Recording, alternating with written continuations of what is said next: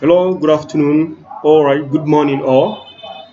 Um, Welcome to another episode of Java programming language, an introductory part of Java with the use of Eclipse IDE.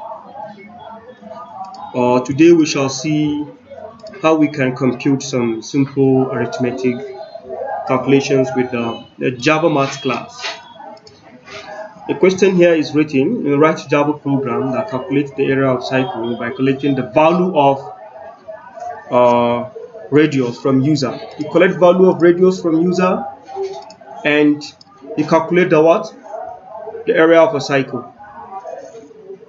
This is the question. So I think my Eclipse is already open. I'm going to create a class, a Java program, Java project, where I name it cycle matters, and I create the class, the project. Now I right click and create a class. Let me start by solving the question 1 that talks about cycle area, that is area of a cycle solution. I need the main method, and let me zoom so everyone sees.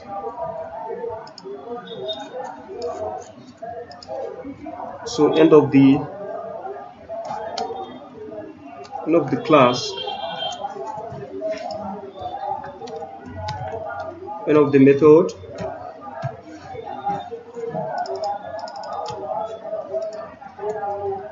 Okay, so this way we write our program. The question says you should collect information from user. You collect radius from user. So we have to employ the services of scanner class. Let's take the scanner class object, SC radius. Of course, we need radius. SC radius scanner system.in.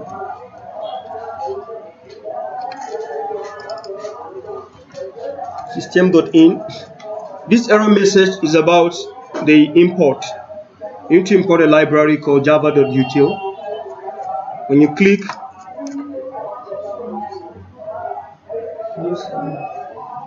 you say?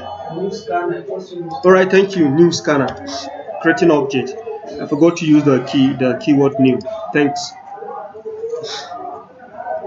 So this is what collects. So before we collect from the scanner object, of course we need to create some radius. Let me introduce radius like this, so we don't have issues with our radius naming. And then I give it double. Double means number with decimal place.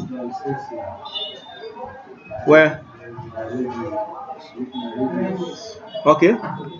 It's a variable name. Of course, let's just take it that way.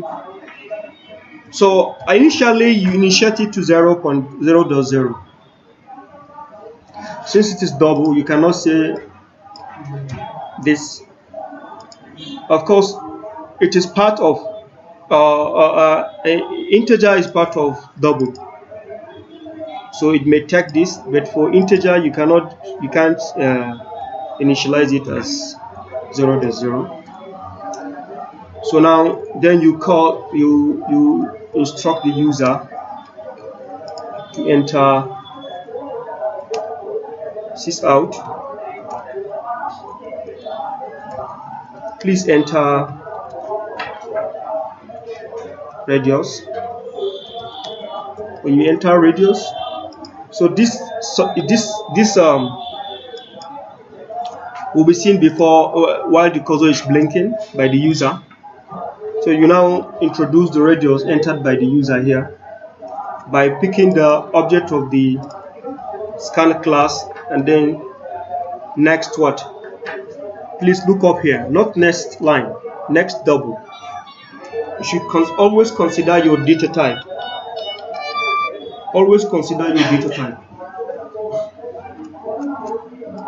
So that is it. Next double. So when next double is collected, we now need to use radius to compute to get the area, right? Is it? To get the area of the cycle. If I like, I can initialize another double variable here and I call it area. For now, I don't know what it is. It's just an initialization. So over here, I call area. So the formula says pi r squared. So pi, you now introduce the math class. Can you see math class here? Math dot pi. That is pi r. That is pi. Is it? Then the r.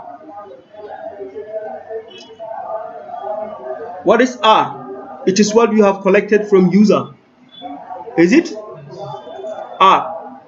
So you pick this r. Of course, you're going to multiply. It will be a good thing if you do this. Multiplied by what? The r. Okay, but this r is squared, so you need to call math function again. Okay, math class, I mean math dot what? Power.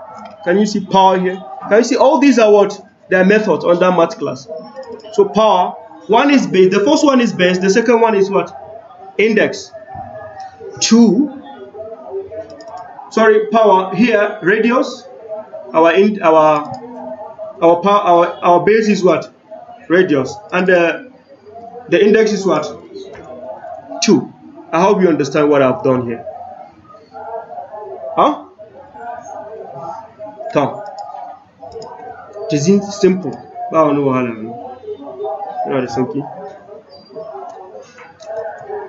Then, sorry, 6 out.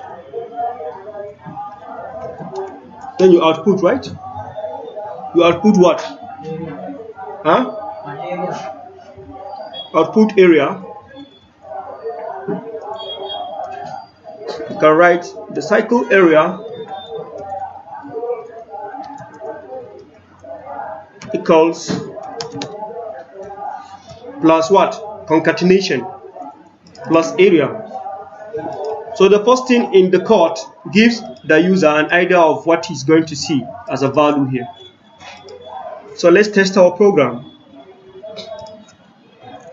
Program is being run. It says what? Please enter radius. Can we try something? Let's try 2.0. The cycle area is this.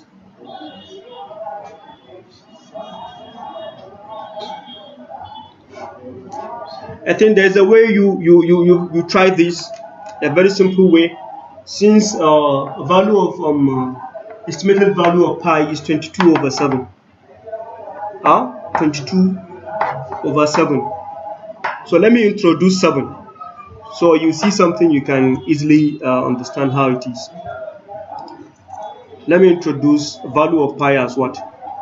7.0.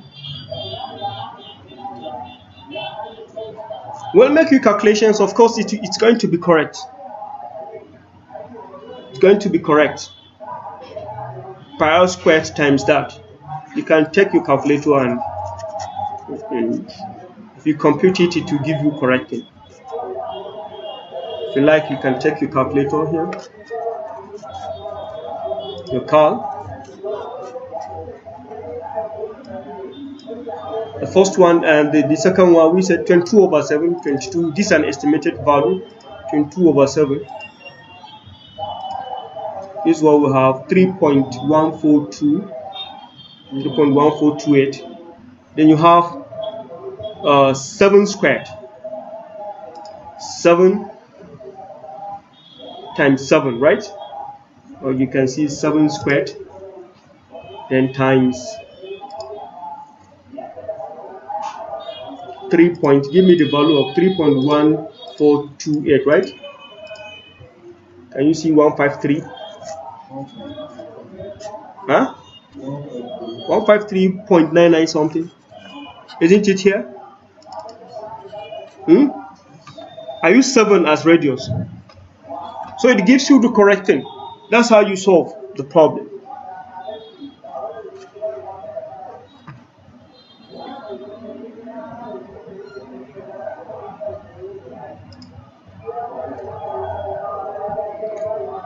What if when you run it and somebody enters not a numeric? If I ask you, for example, I run something like this and someone enters A, what is this? Stack trace. What is this? An error message. We call it exception. Input mismatch exception. How do you overcome this?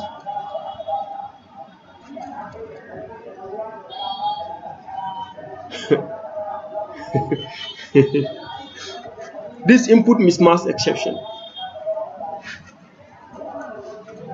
You see, there are ways you overcome. You include your work within try catch, and then you catch it. You catch this error. You can catch this input mismatch exception. This from here. You can catch it here. What I mean is this. You can include it within try catch. Okay. So at the catch you say exception.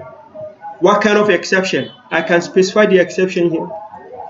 Input mismatch exception, or I can just leave it as exception. Any kind of exception. When it occurs, something should be there.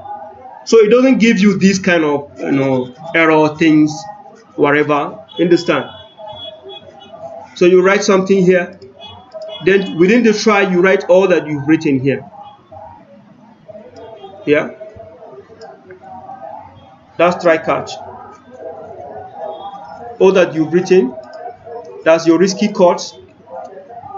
And at the exception here, you can simplify. You can write sys out, and then you write a statement here.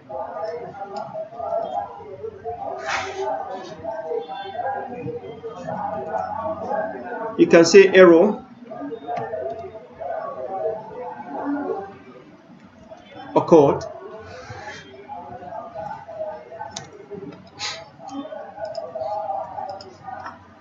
Can you see what I've done? This is what it takes. If somebody entered something that you having an invalid entry, as it is now, somebody entered A. Can you see? It doesn't give you that chunk of stack trace things, which is actually discouraging. But at the same time, if really during development, you can you can add that so you understand what really happens, because it gives you an idea of what happens. For example, you come over here, this is what I wrote myself. You can now say this is the object of the exception. You can now say plus what? Plus E. This E is an object. E.get message. Then it gives you what? It gives you the actual error message. But then plus what you have written as an exception exception. Can you see? It says null. That means this is the object. This is the interpretation of it. Null, error occurred. That means you entered nothing. What you have entered is not matching what you are expected to have entered. But during development, you actually need to see the stack trace.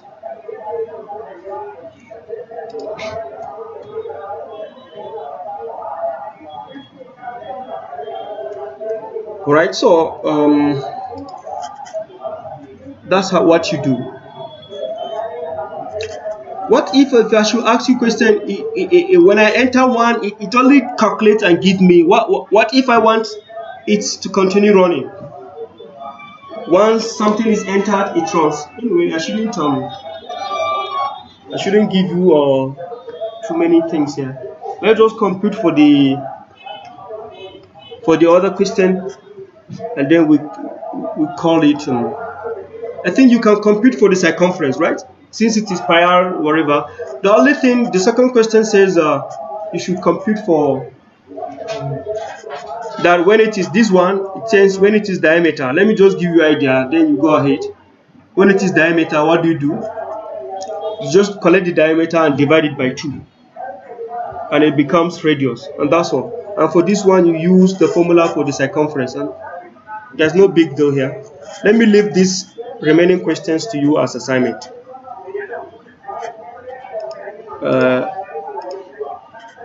These are the questions. Let them be assignment to you. Let me reduce